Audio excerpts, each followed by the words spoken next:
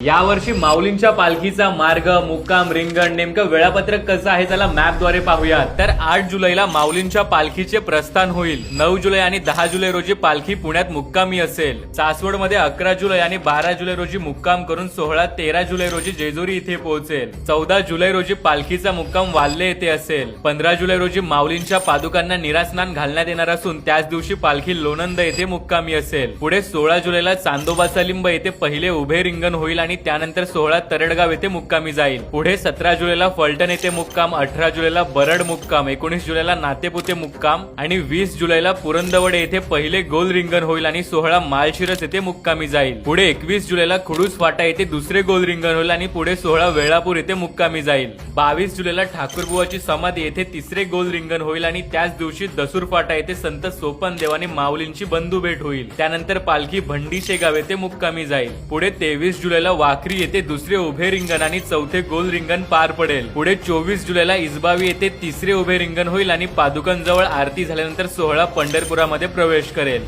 तर रामकृष्ण हरी अशी कमेंट केली तर या संपूर्ण वेळापत्रकाची वेळेनुसार पीडीएफ तुमच्या मेसेज मध्ये लगेच येऊन जाईल। आणि सोबतच हा व्हिडिओ महाराष्ट्रातील प्रत्येकासोबत नक्की शेअर करा।